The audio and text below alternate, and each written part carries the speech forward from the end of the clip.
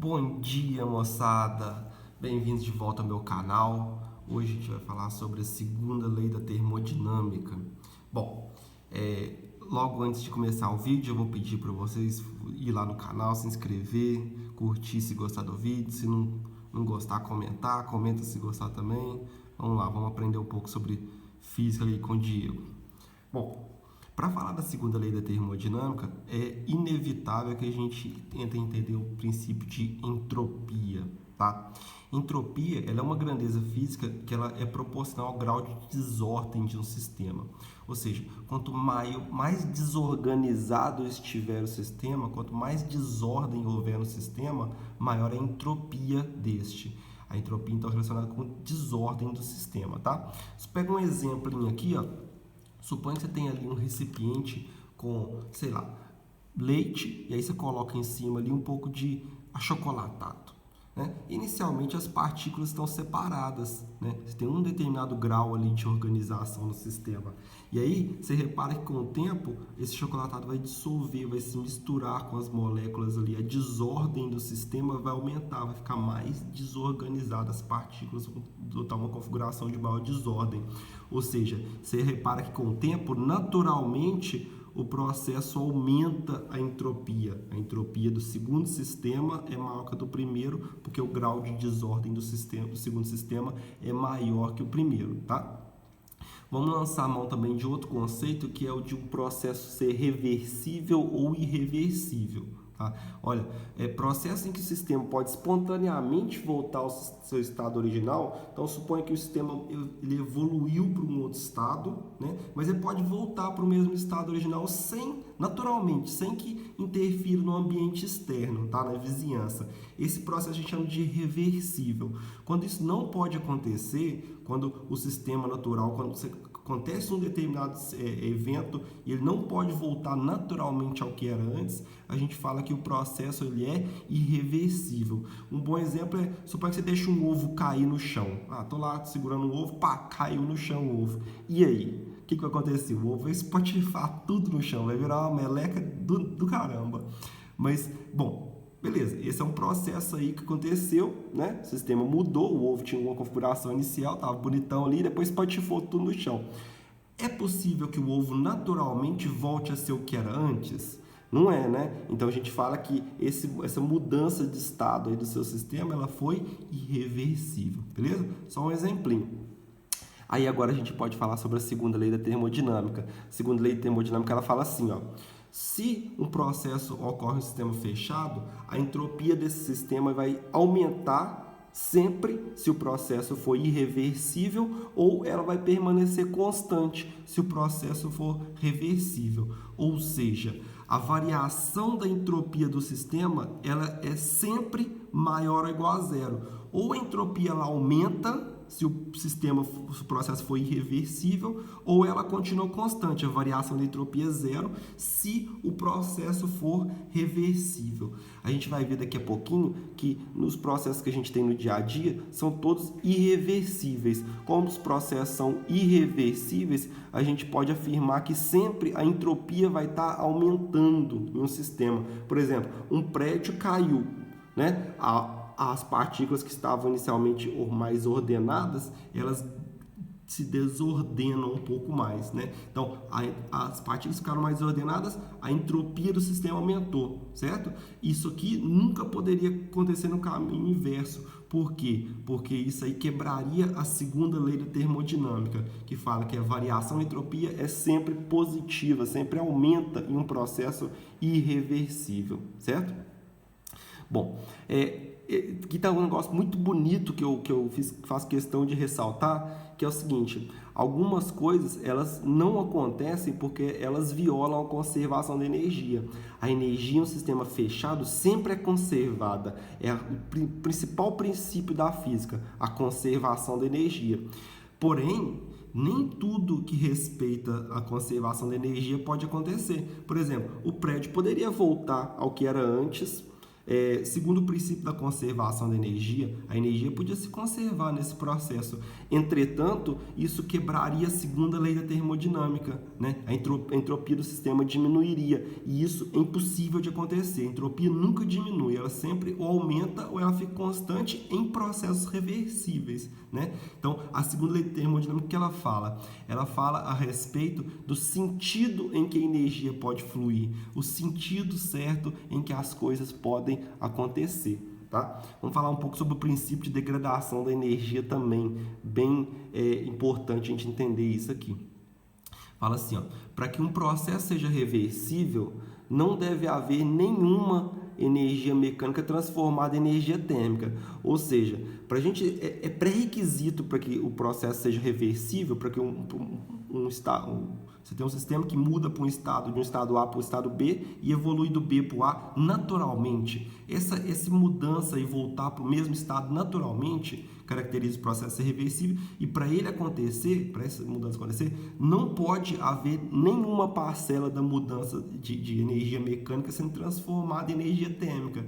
E isso é um processo ideal. A gente sabe que em toda evolução de um estado para o outro, a gente tem alguma perda de energia mecânica transformada em energia térmica. E aí, com isso, a gente conclui que processos reversíveis são processos ideais, né? Na prática, no mundo, os processos são irreversíveis, ou seja, a entropia ali de qualquer sistema está sempre aumentando, de um sistema fechado está sempre aumentando, né?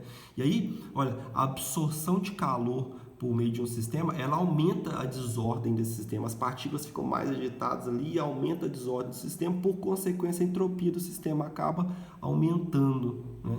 E aí a quantidade de calor que se desenvolve no sistema é uma medida do aumento da entropia desse sistema. Tem até um pouco de matemática aí nisso aí, mas isso não é cobrado nos exercícios. Normalmente não é cobrado, isso é mais uma coisa de ensino superior, tá? Então a gente não vai entrar na parte matemática aqui não, só entendimento do conceito aqui já é algo muito bom já para a física. E é importante a gente entender que à medida que o universo está evoluindo, a desordem no universo está aumentando, né? A energia utilizável está diminuindo, você tem sempre sendo transformada energia ali em calor, e aí a entropia está sempre aumentando do universo, tá? Conforme vai expandindo, a entropia vai aumentando, a parcela de energia utilizável vai diminuindo, porque vai se transformando em calor cada vez mais, você vai conseguindo aproveitar cada vez menos da energia utilizável do universo.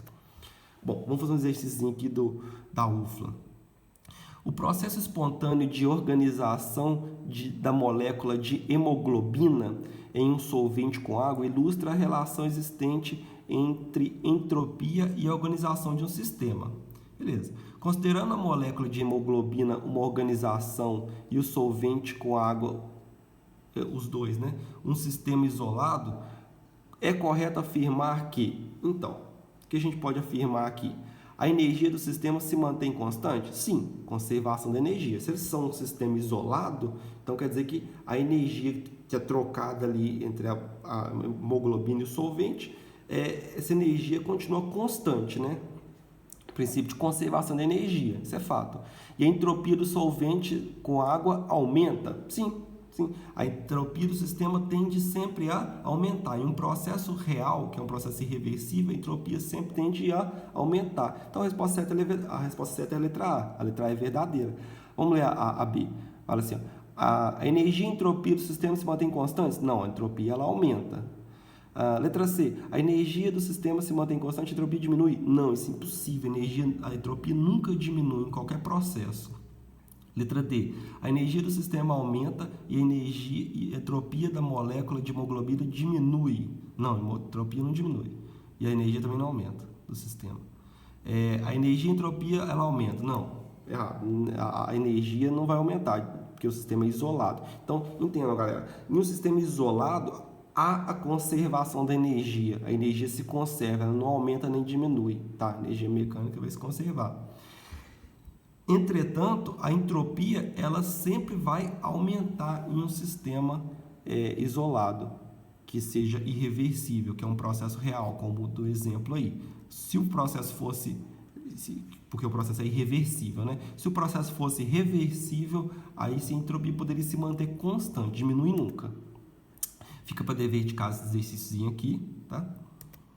E agora a gente vai entender um pouco de uma máquina térmica a vapor, tá? Máquina térmica a vapor, as máquinas térmicas foram responsáveis pela Revolução Industrial no século XVIII e XIX, né?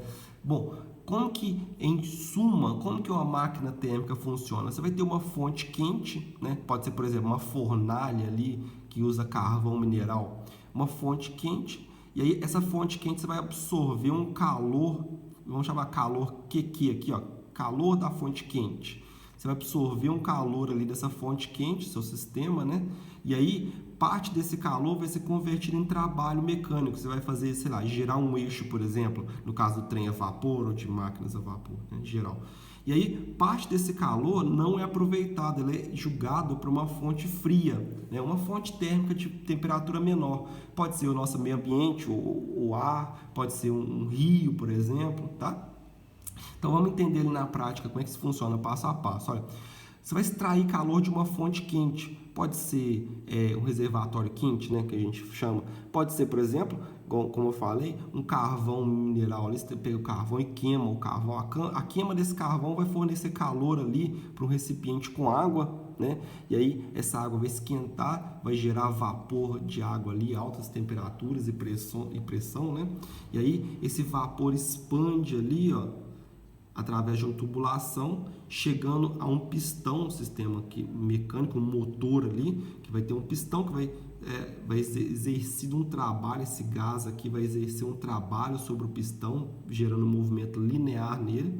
Esse movimento linear é transformado em movimento rotacional por meio dessa peça aqui que chama virabrequim. Ela tem todo o sistema que a gente tem de carros, motos, né? Transforma o movimento linear em movimento circular. Então, esse calor aqui, ó, parte dele é convertido em trabalho mecânico para acionar um sistema ali mecânico, né? E aí, esse gás aqui, depois de executar esse trabalho, a temperatura diminui um pouco, né? Mas esse gás continua expandindo através da tubulação, certo? Até passar por uma outra tubulação que a gente chama de condensador, que vai estar em volta de uma fonte fria. Pode ser um rio, por exemplo, com água corrente, né? E aí vai ser rejeitado o calor desse gás aqui para o meio externo, fazendo com que ele condense novamente em água líquida, né? E volte aí para o recipiente. E aí o processo continua, certo? Bom, esquematicamente a gente vai desenhar sempre dessa forma aqui, ó. Você vai ter uma fonte quente fornecendo calor que é quente para a fonte do sistema, né? Sendo calor que é quente aqui, ó, está sendo extraído da fonte quente. Vai ser utilizado parte desse calor por meio de um motor e aí executando trabalho, né? E parte desse calor vai ser rejeitado para uma fonte fria. Esse é o desenho esquemático muito comumente usado, tá? E aí a gente chega à aplicação da segunda lei da termodinâmica para máquinas térmicas, que é o enunciado de Kelvin, que fala assim: